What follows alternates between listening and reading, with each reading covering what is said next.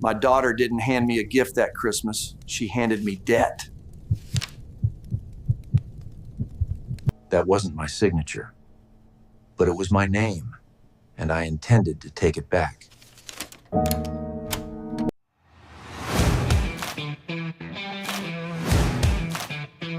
This Christmas, my daughter handed me an envelope. It wasn't a card, it wasn't a gift.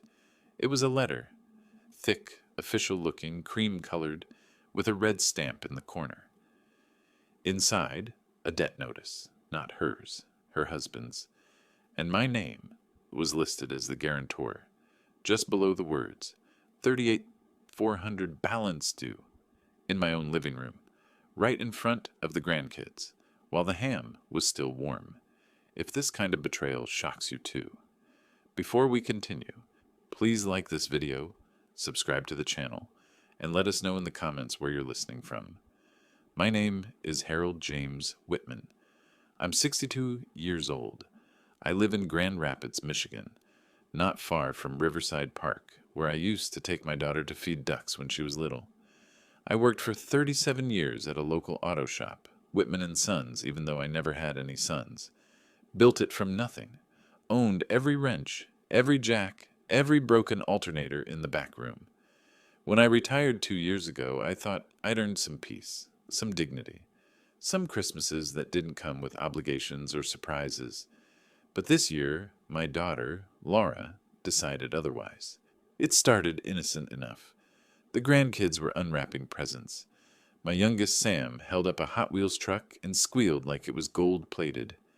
Wrapping paper rustled across the living room floor. The tree lights flickered, catching on his hair. The smell of roasted ham and cinnamon rolls hung in the warm air. Laura's husband, Todd, was sitting near the tree, phone in hand, barely pretending to be present. His thumbs kept moving, tapping, scrolling. The blue glow of the screen cut across his face. Then she walked over, smiled, tucked her hair behind her ear like she used to do when she was little and in trouble. "Dad," she said, slipping the envelope into my hand like she was passing a thank you note. "It's just something we needed to take care of before the new year." And then she walked off, just like that. I opened it. Tucked behind a copy of the promissory agreement was a sticky note in her handwriting. "You said you'd always help us. Love you." No conversation, no explanation, not even a heads-up over coffee. $38,400, a business loan I'd never signed, a signature that looked like mine, but wasn't, and a responsibility I'd apparently inherited without a word. The room was warm. Too warm. The fire crackled in the corner, but it felt like a weight pressing against my chest. The smell of cinnamon rolls and wrapping paper suddenly made my stomach turn. I looked over at Todd. He was smirking at his phone, scrolling like it was just another lazy morning. He didn't look worried. He didn't look ashamed. But the name on that letter, above mine, was his. I didn't say anything that day. Didn't want to ruin Christmas for the boys. Didn't want Sam's wide-eyed joy to crash into the cold wall I'd just hit. So I smiled, pretended to read something funny in the letter, slid it quietly back into the envelope. But inside, something fractured. A line snapped between what I thought I knew about my daughter and what I was seeing now. Because this wasn't an accident. This wasn't a miscommunication. This was a transaction, a handoff, and I was the collateral. Later that night, after they left with leftovers and gift bags, the house went silent. Only the hum of the fridge and the faint tick of the heating pipes. I sat at the kitchen table and read the letter again. Every line, every clause, every forged loop in my name's signature. The paper trembled in my hands, though I didn't feel cold. It was anger, but not the kind that explodes. The quiet kind. The kind that sinks its teeth and waits. I reached into the drawer where I kept my tax returns, mortgage receipts, insurance forms, opened the fireproof safe, pulled out the file marked Laura, because something about this felt familiar. 3 years ago, she'd asked me to co-sign a used car loan, said she needed help getting a reliable vehicle for work. I trusted her. Didn't even ask to read the fine print. That car? Sold within 6 months. Replaced with a leased SUV under Todd's name. They never told me.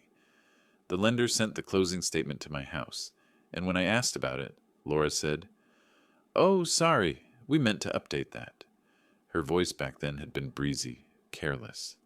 I remember standing on my porch that day, letter in hand, wondering if maybe I was just being too old-fashioned. Maybe this was how the younger generation did things. Now, flipping through my papers, I saw the same pen stroke, same slanted S in my forged signature, same lie. Back then, I let it go. Told myself family comes first. Told myself they were young. Told myself I was just being old-fashioned. But this time, 38,400, and no phone call, no Merry Christmas, Dad, before handing me a ticking time bomb. This wasn't a mistake. It was a pattern, and I wasn't going to let it happen again. 2 days later, I went to the county records office. The air outside was brittle. Snow crusted along the curbs. My boots squeaked on the icy sidewalk as I pushed through the glass doors. Inside, the place smelled like paper and toner. Rows of beige filing cabinets lined the walls. A young clerk sat behind the counter, tapping at a keyboard. I told her I wanted to check something on file. She asked for the loan number. I gave her the one listed in the letter. She typed it in. Her face shifted, brows tightened. "Looks like you were added after the original paperwork," she said. "There's an amended guarantor form dated November 17th. I hadn't been in that building since August. My stomach sank, but my jaw tightened. I asked to see a copy. She printed it, slid it across the counter. There it was. My name. Wrong date of birth. Signature a little too smooth. Notarized by someone in Lansing. I took a photo with my phone, fingers trembling just enough to blur the first shot, retook it until it was crisp. Then I asked for the public filing records on Todd Whitman. 10 entries, 2 liens, 1 eviction, a closed LLC for a landscaping business. He wasn't just careless. He was dangerous. I thanked the clerk, tucked the papers into my coat, and stepped back out into the cold.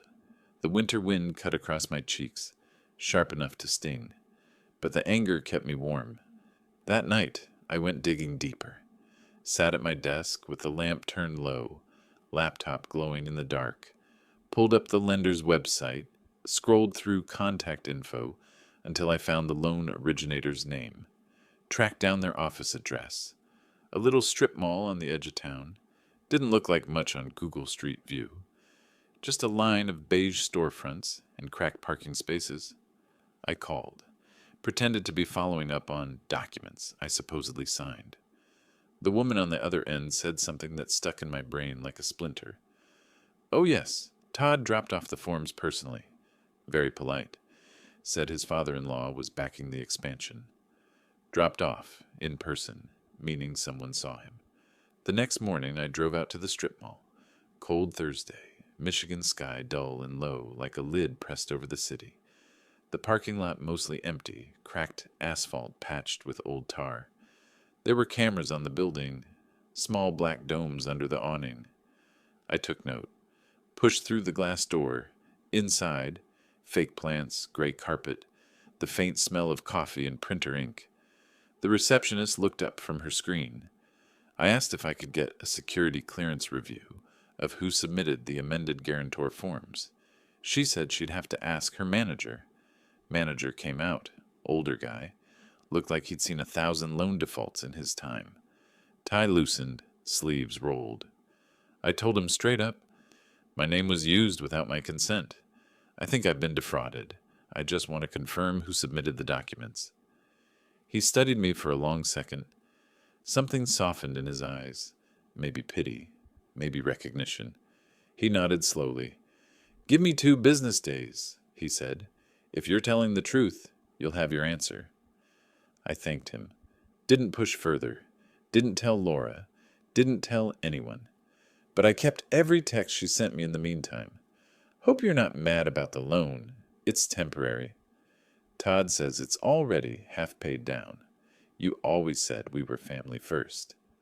Every word she sent was soaked in guilt-wrapped entitlement. She wasn't apologizing. She was reminding me that I'd promised to be used.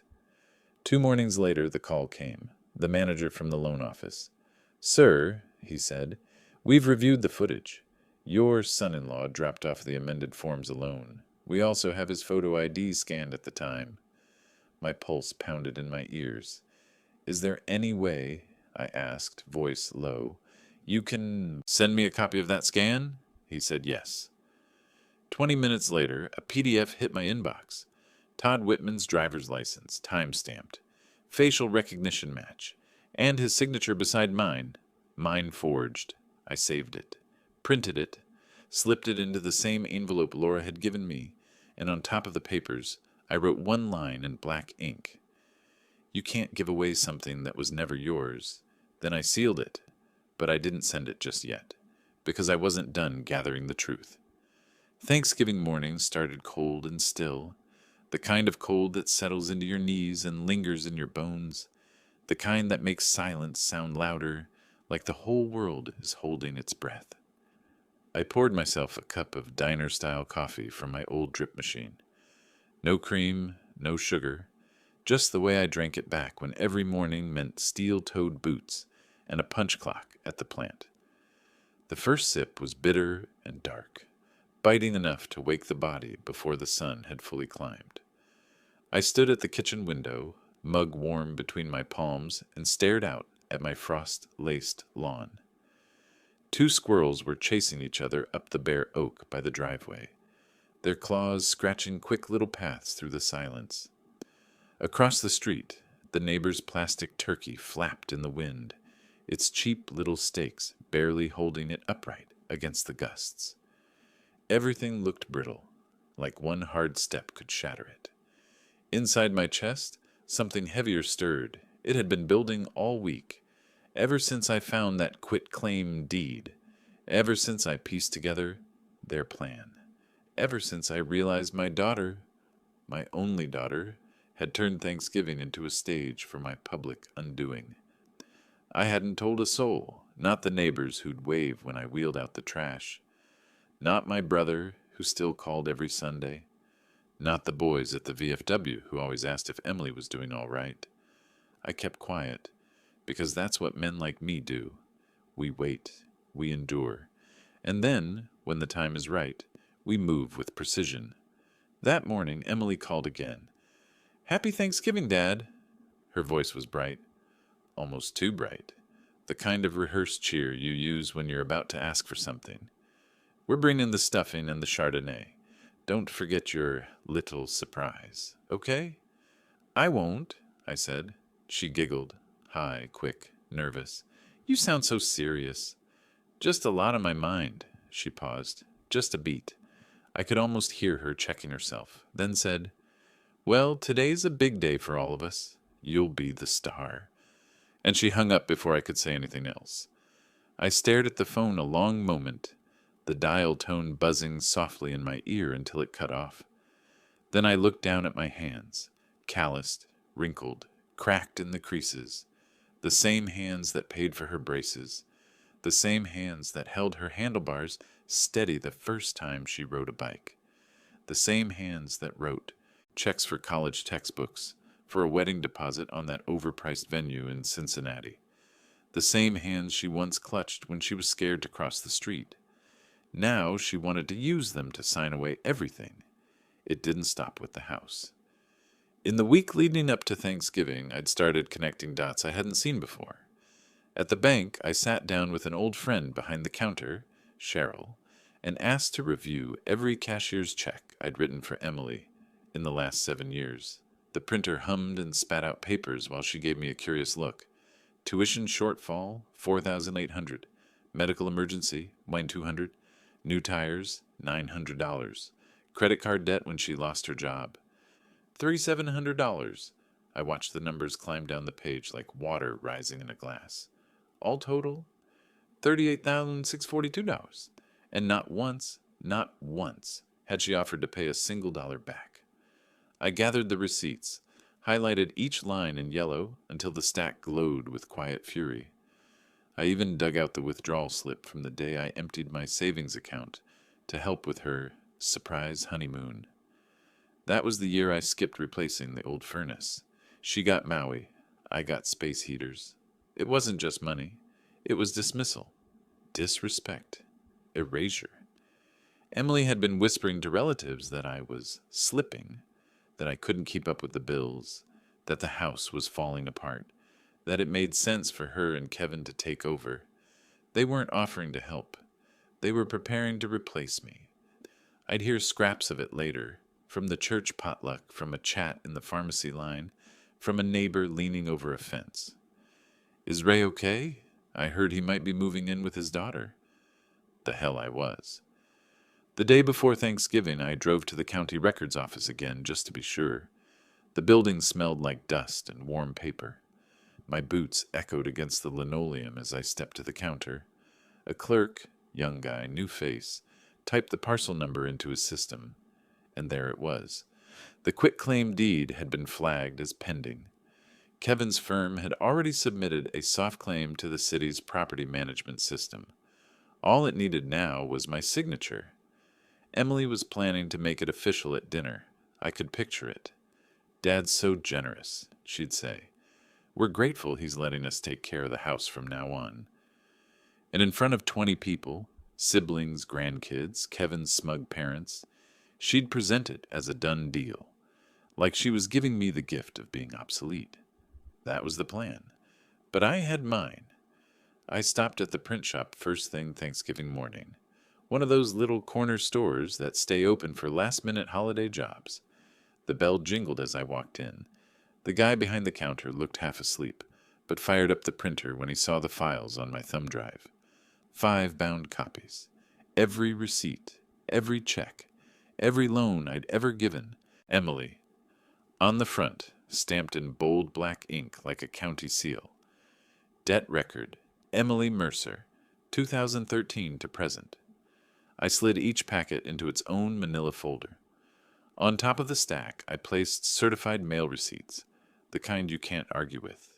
Added a notarized statement from Roger, my attorney and longtime fishing buddy, then tucked in quietly at the back, a copy of the trust that now held my house in its cold, unbreakable grip. That was the part they didn't know. They thought they were taking something that was just sitting there. Old man's property waiting to be signed over. But I'd already moved it out of reach.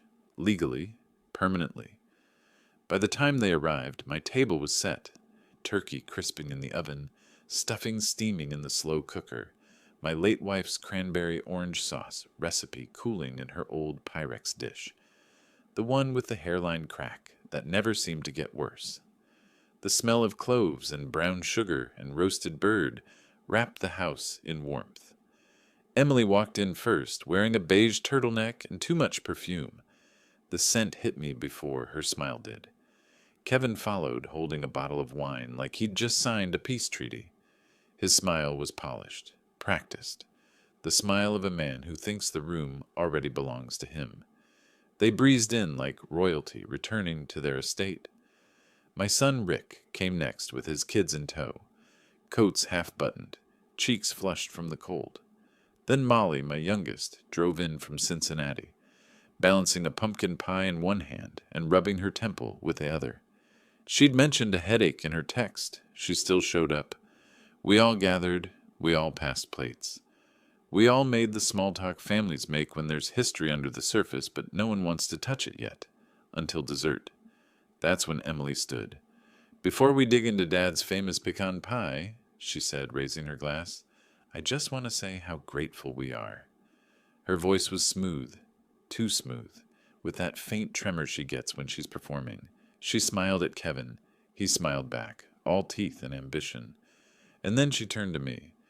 "We're especially thankful for what Dad is doing for us today." A pause, just long enough to pull every eye toward her. "We're honored to be entrusted with the house, the family legacy, and we promise to take care of it, and him, for as long as needed." The room went still. Forks froze midair.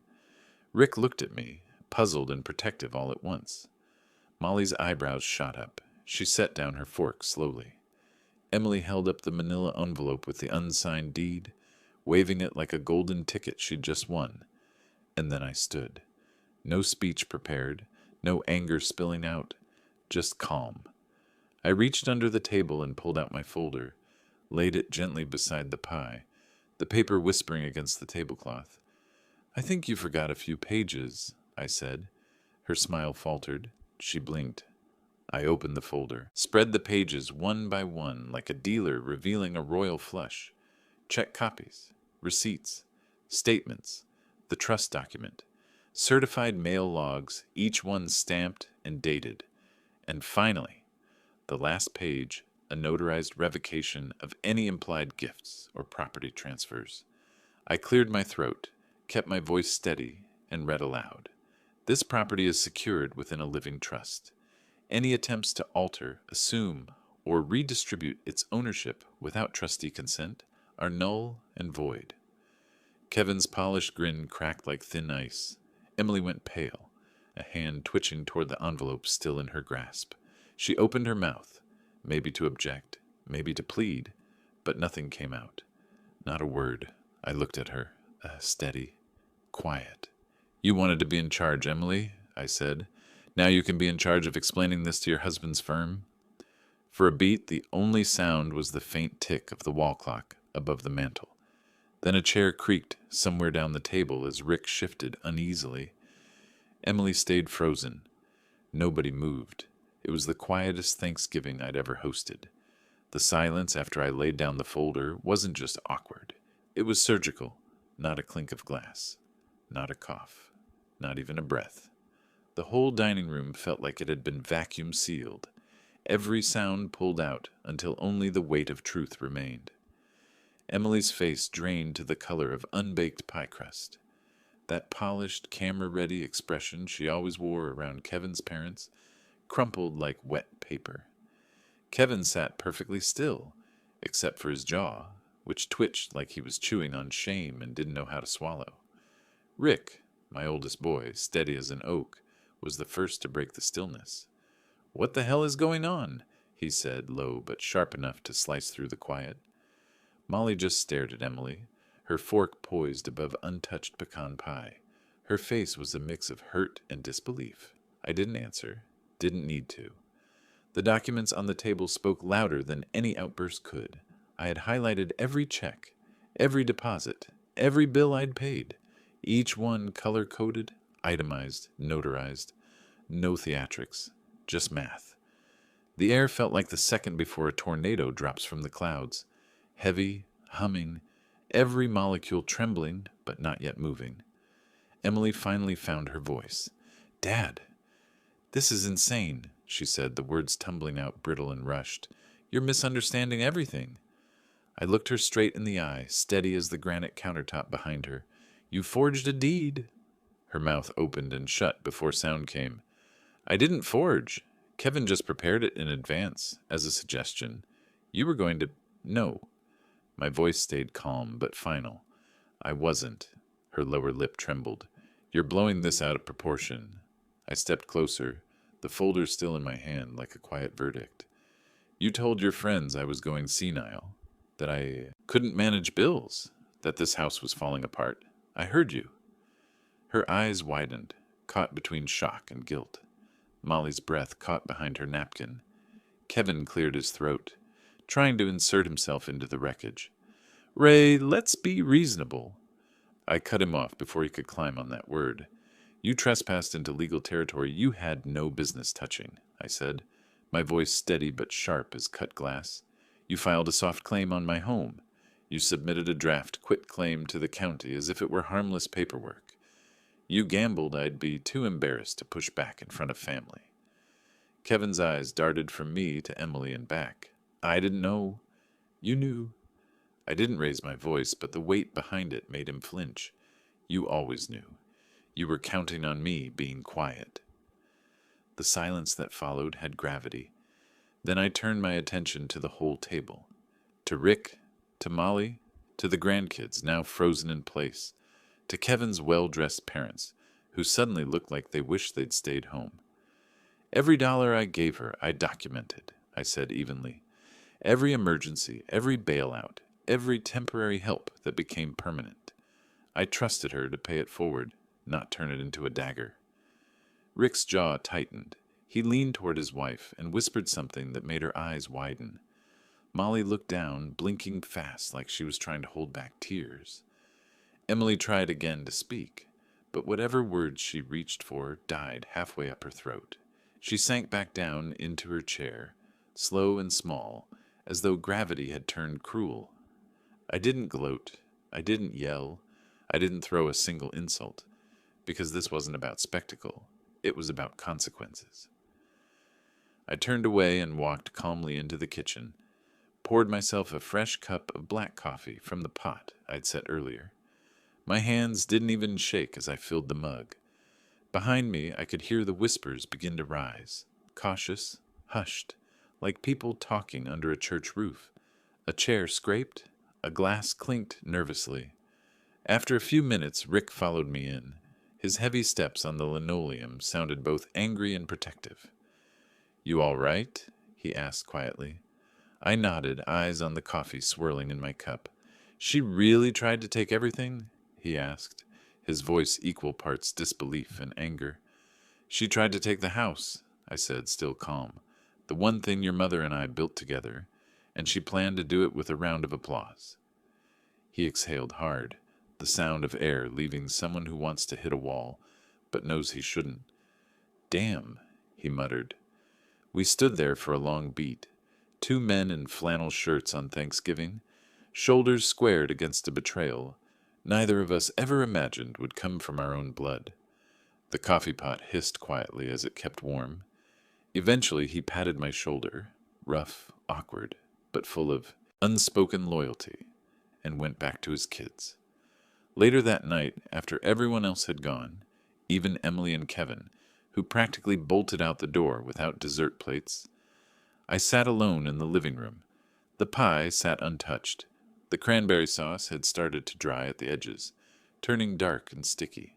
The house smelled of roasted turkey and cooling coffee, but the air felt clean, quiet, and not the suffocating quiet that follows defeat.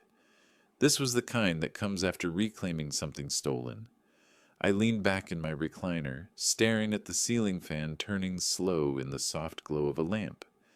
My chest felt hollowed and rebuilt all at once. A strange calm had settled in, the calm that comes from knowing you stood your ground and didn't crumble. The next morning I woke up early, didn't sleep much, too many thoughts rearranging themselves, but I felt rested anyway, stronger somehow, like my spine had grown back an inch overnight. I brewed coffee the same way I always did and stood at the kitchen window, watching the first gold edges of sunrise cut through the bare oak branches. The frost on the lawn glittered under it, sharp and beautiful. It was the day after Thanksgiving, and I was still in my house, still the man I'd always been. Only this time I had proof of my own strength, tucked neatly in a folder. Around 10:30 the phone rang. "Hey, Dad," Molly's voice came softly through the line. "I'm sorry about yesterday." "You didn't do anything wrong," I said. "I didn't stop anything either," she whispered. I should have said something. I knew she was acting off. I just didn't know it was this bad. "You were kind," I told her gently. "That's enough." "I told her not to do it," Molly said, voice breaking a little. "I told her the house wasn't hers to take, but she said you'd go along with it, that you'd be too proud to push back." I stayed quiet for a moment, because in a way, she was almost right. A year ago, maybe even 6 months ago, I might have let it slide just to keep the peace. Might have let myself get steamrolled to avoid the shouting and the drama. It's what older men sometimes do when they feel the world moving past them. But something had shifted. Maybe it was the loneliness since your mother died. Maybe it was the ache in my hands at night that reminded me time is precious. Maybe it was the way people started looking at me like I was fading, like I was a relic waiting to be moved aside. Or maybe, and this feels truer, it was simply the sound of Emily's voice the night she told someone I was too old to fight back. She didn't know what those words would wake. She didn't know they'd rattle a part of me I hadn't used in decades.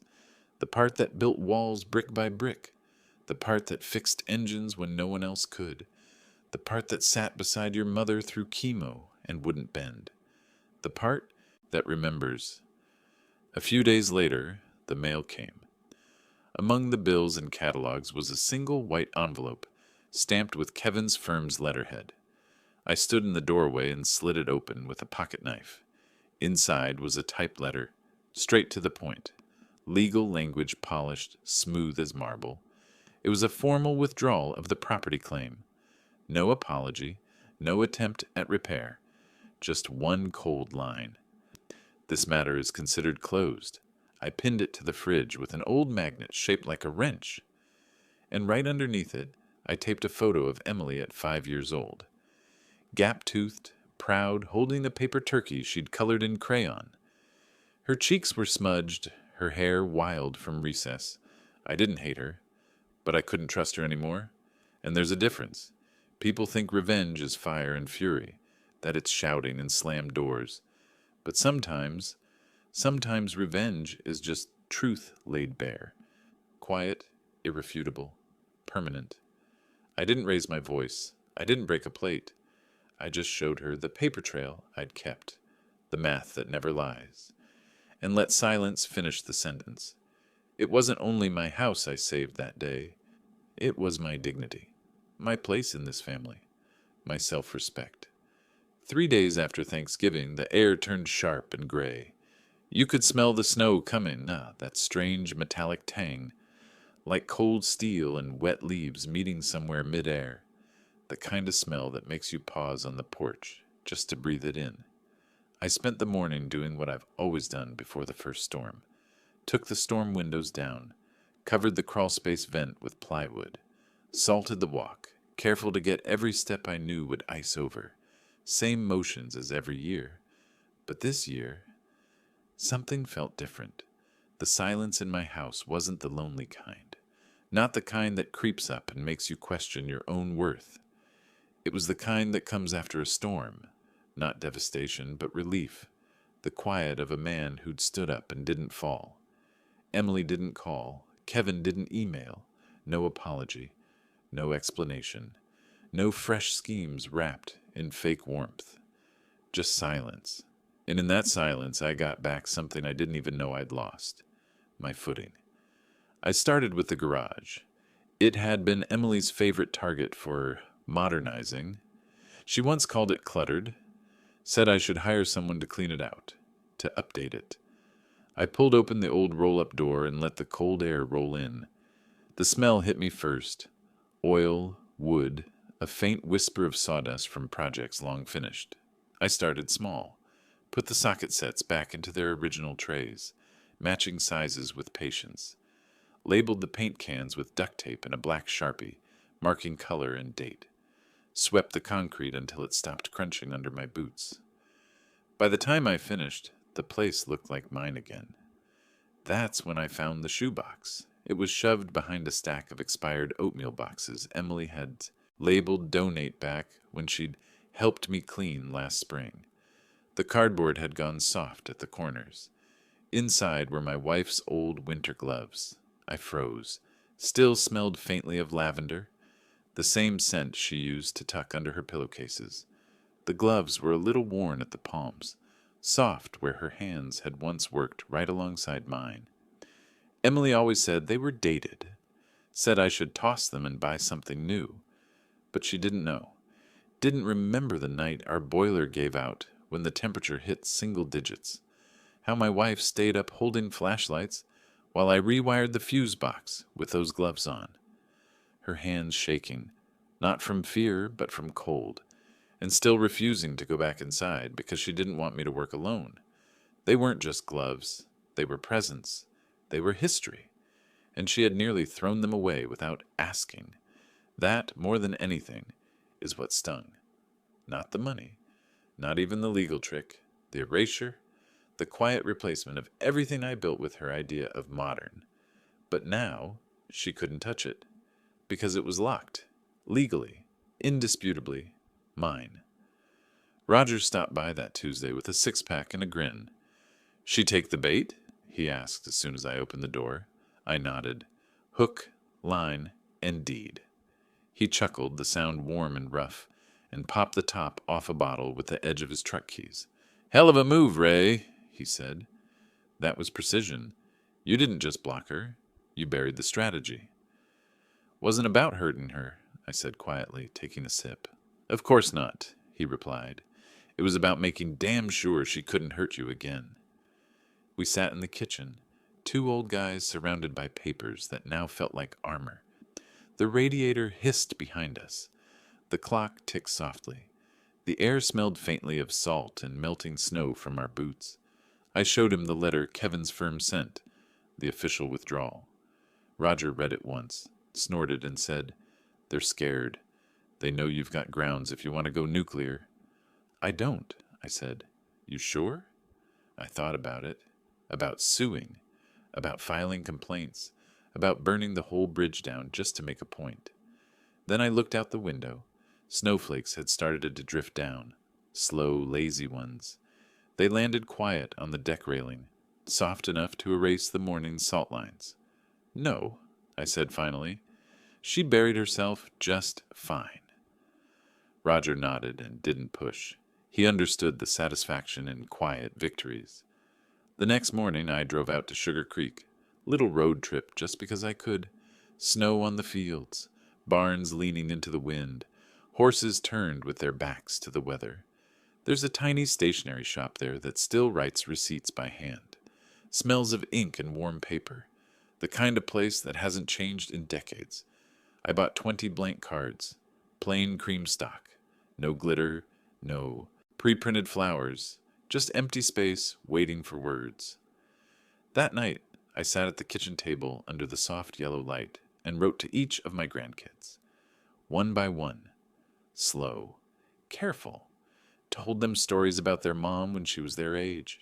The time she dressed up like a snowman and scared the mailman into dropping a package. The time she lined up all her teddy bears and gave them report cards with stickers. The afternoons we spent building birdhouses in the garage. I wanted them to know their mother wasn't always like this, that she was once curious, funny, brave. And then I told them about the house, what it meant, what it stood for, how it wasn't bought with easy money, but built with sweat and weekends and splinters, how each board and brick carried pieces of their grandmother and me. I didn't mention the trust, didn't explain the legal knots, just wrote, "One day this house will be yours to visit, to remember, to carry forward, but not today, and not by force." I signed every card with all the quiet love in the world, Grandpa Ray. The next day I drove to the post office, stood in line behind a kid mailing Christmas cookies to college friends, certified each envelope, paid extra for the tracking just because it felt right. Let Emily wonder when the kids ask about the mail. That weekend, Rick stopped by. He brought his son, my grandson, in a container of leftover chili in a plastic tub.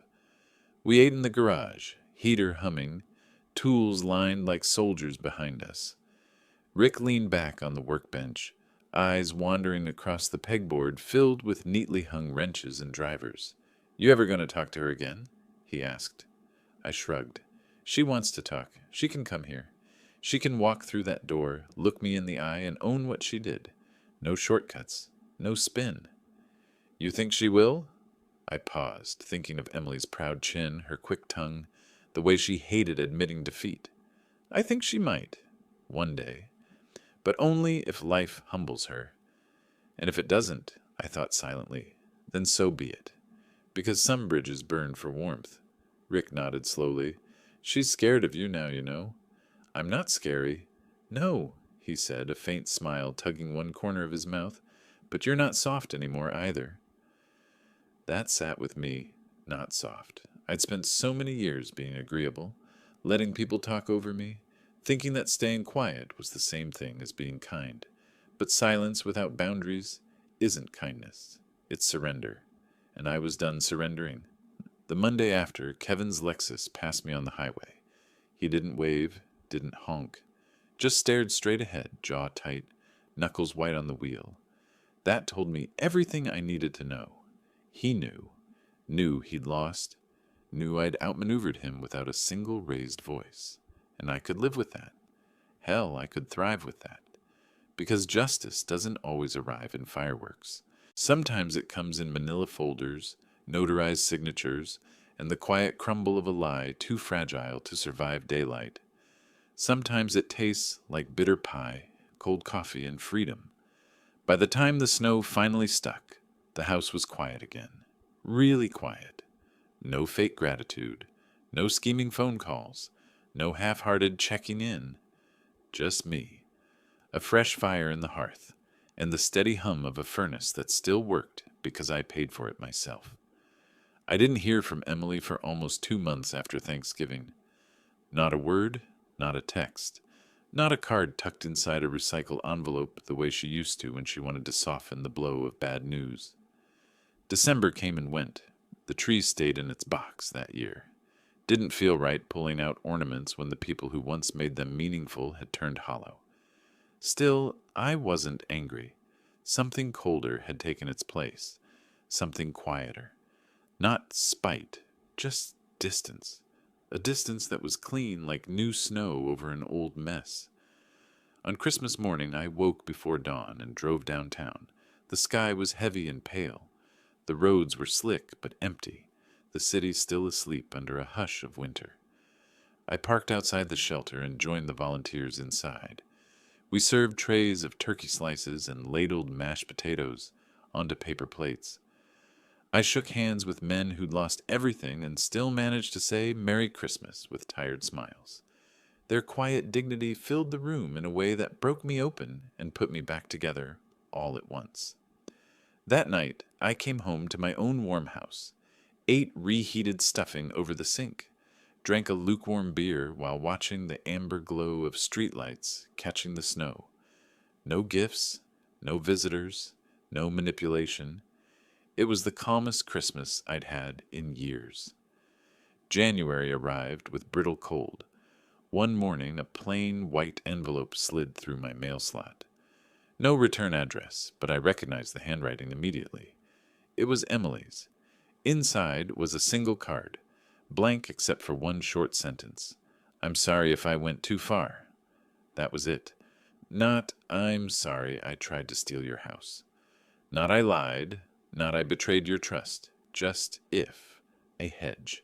A loophole disguised as an apology. I read it twice. Then I set the card gently in the kitchen drawer, the one that holds expired coupons and old takeout menus, and closed it without a sound. That weekend, Rick came by to help me clear out the attic. We spent hours sorting boxes, laughing over old jackets, tossing broken lamps into the trash pile. He didn't bring up Emily right away, but I could feel it hanging there. Finally, he said quietly, "She hasn't called me either." I shrugged. Maybe she's figuring out what to say. Molly didn't call, but a few days later, a box arrived on my porch. Inside were her homemade cookies. Chocolate chip, the way her mom used to make. On top was a little label written in thick black marker. For Dad, not for Emily. I smiled. When I read it, for the first time in weeks, the smile reached my chest. Life didn't go back to what it had been, but truthfully, I didn't want it to. Normal, I realized, had been me shrinking, me letting people rewrite my boundaries, me confusing silence with kindness. What came next wasn't normal. It was better, solid, undeniable. Mine. I started going back to the VFW hall on Thursday nights. Sat with old friends who'd worked the plant line with me. We swapped stories, argued about football, laughed loud enough to shake the table. The kind of laugh you only earn after years of surviving and still standing. I joined a little coffee group at the diner on Michigan Street. Same stool every Tuesday, hot black coffee in a chipped mug. We talked engines, weather, grandkids. Nobody needed to prove anything. I pulled the old Ford out of the garage. Spent January and February tuning her up. New radiator, new brakes, a set of all-weather tires that didn't squeal on frozen pavement. My hands ached by the end of each day, but the ache felt good. It was the ache of work that's yours. Some mornings I'd just drive. No destination, no rush. Just the low hum of the engine, AM radio crackling old country songs, heater blowing steady warmth. One gray morning, I found myself coasting past the elementary school Emily once attended. It hadn't changed. Same cracked basketball hoops leaning a little too far left. Same patchy soccer field, still half dirt and half hope. Same flagpole rattling its clips in the wind. I parked across the street and sat there, hands wrapped around the steering wheel. I thought of the little girl who used to run to me after class, lunchbox swinging, scraped knees flashing under her tights, the one who clung to my hand like I was the safest place in the world. Where had she gone? What happened between scraped knees and forged legal papers? I don't know. Maybe life twisted her. Maybe ambition got louder than gratitude. Maybe love, once taken for granted, started to feel like something owed instead of something treasured. But one truth sat clear and immovable. She didn't win. Not because I destroyed her, but because I stopped letting her destroy me. That's the real heart of revenge people rarely talk about. It isn't fire and fury. It's boundaries. It's saying, calmly, without screaming, you don't get to decide who I am or take what I built. It's documenting, remembering, refusing to disappear quietly. A few weeks later, another envelope arrived. This one looked official. Crisp cream paper, law firm letterhead I didn't recognize. I slid it open at the counter, heart slow and steady. It was a formal notice. Emily and Kevin had filed for divorce. Irreconcilable differences. No kids, no shared property. Just two people separating their lives with black ink on white paper. I didn't cheer, didn't toast the air, but I wasn't surprised either. Kevin had married the version of Emily that performed well in public, polished, charming, hungry for status. Not the one who plotted power plays over pecan pie, and maybe, just maybe, when that facade cracked, he saw what I had been forced to see. Early March brought a Sunday of low clouds and slow snow. I was stirring chili on the stove, ball game playing soft on the living room TV, when a knock came at the door.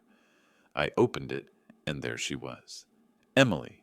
No makeup, no perfect coat, just jeans, a sweatshirt, and eyes that looked older, not broken, but heavier.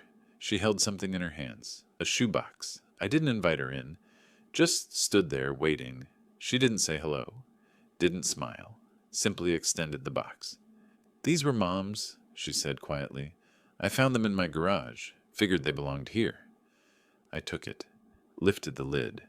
Inside, her mother's old photo albums, the crocheted Christmas stockings we'd hung every year, a yellowed cookbook with margin notes in my wife's handwriting. Emily looked down at the porch boards. I almost threw them out, she said, voice rough. Then I remembered Thanksgiving. The look on your face? I couldn't. I nodded once. She swallowed hard, eyes still on the floor. I was wrong, she whispered, about everything. I thought I was helping, but I was really just trying to take control. I see that now. Silence stretched between us, filled with the faint hum of the heater and the smell of chili. You broke my trust, Emily, I said quietly. That's not something I hand out twice. I know, another beat. I'm not asking for a reset, she said softly. I just wanted you to have these. I glanced at the box again, then at her. You can come in, I said finally, but just for coffee, not history. She gave a small, grateful nod. Fair. We sat at the kitchen table. 2 mugs, no sugar. She didn't cry, didn't plead, didn't make speeches. We just sat. And in that silence, something shifted. Not forgiveness, not yet, but understanding, a quiet, shaky bridge built from honesty. No guarantees it would hold, but they're all the same. When she left, the house stayed still, but not heavy, not anymore.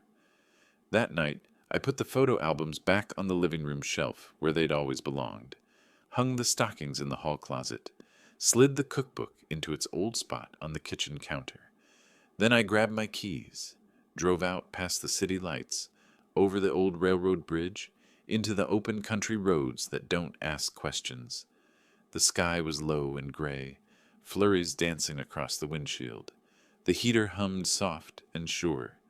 For the first time in a long time, I felt light. Not because everything was healed, but because I hadn't lost myself in the fire. I'd come out standing.